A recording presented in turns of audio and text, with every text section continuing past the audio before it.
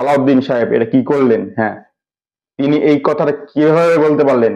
তিনি এত বুদ্ধিমান ব্যক্তি হয়ে বা বিশেষ বড় ব্যক্তি হয়ে এই কাজটি কিসের জন্য করলেন? কাজটি করেছেন কি জানেন? তিনি করেছেন, হ্যাঁ, বাংলাদেশের একজন cricketer, current cricketer Jaker Ali Anik, তার গায়ের রং বা তিনি কালো কিসের জন্য এই বর্ণবাদমূলক আচরণ করেছেন, তাকে সরাসরি তিনি বলেছেন যে তিনি বা তার গায়ে এই বর্ণবাদমূলক বা কালো রং রয়েছে, না এটা চলবে না, এটা কোনোভাবে চলতে দেওয়া যায় না।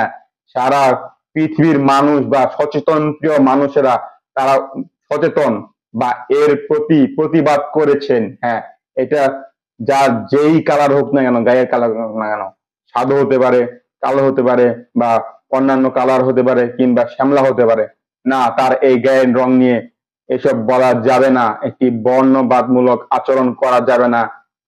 এটার জন্য অবশ্যই শাস্তি পেতে হবে আমাদের সালাউদ্দিনকে, বা বাংলাদেশের বর্তমান সহযোগী কোচ বা সহকারী কোচ বা ব্যাটিং কোচ বলা চলে সালাউদ্দিন। আমরা জানতাম তার আচরণ এরকম উগ্র বা এরকম উগ্রবাদী হওয়ার কোনো কথা নাই, কিন্তু ইদানিং দেখছি তিনি জাতীয় দলের কোচ হয়ে বা বিশেষ করে সহযোগী কোচ হয়ে তিনি ধরাকে সরা জ্ঞান করে ফেলেছেন। হ্যাঁ, তিনি যা ইচ্ছা তাই করছেন, যেমন করছেন বাংলাদেশ ক্রিকেটের অভ্যন্তরীণ বিষয়ে, তেমন বাহিরে বা বাহিষ্ণ বা বহিরজ্ঞ বা বাহিরজ্ঞ বিশেষে করছে বা বাহিরের কিছু বিষয়ে করছে তিনি। হ্যাঁ, তিনি এই আচরণটি আজকে করলো, এটা মেনে নেওয়া যায় না। শুধু বাংলাদেশের দর্শকেরা না, পৃথিবীর কোনো দর্শকই মেনে নিতে পারবে না। হ্যাঁ, আমরা জানি বাংলাদেশ দলে আরেকজন কোচ হয়েছে, সে হলো প্রধান কোচ মিস্টার ওই ওয়েস্ট ইন্ডিয়ান। হ্যাঁ, খুবই ভালো কোচ আমি মনে করি, ফিল সিমন্স। হয়তোবা কোচিং স্টাফ বা কোচিং এর দিক দিয়ে একটু খারাপ হতে পারে, তিনি তবু তো একজন মানুষ।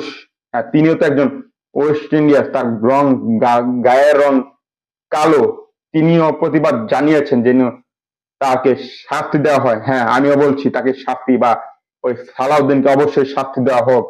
হ্যাঁ, এটি একটি দৃষ্টান্তমূলক শাস্তি দেওয়া হোক, কারণ এটি করা যাবে না, কোনো বর্ণবাদমূলক আচরণ করা যাবে না। এটি একটি একটি আন্তর্জাতিক পর্যায়ে একটি নিয়ম পড়েছে বা আন্তর্জাতিক রুলস এর বাইরে তিনি গিয়েছেন।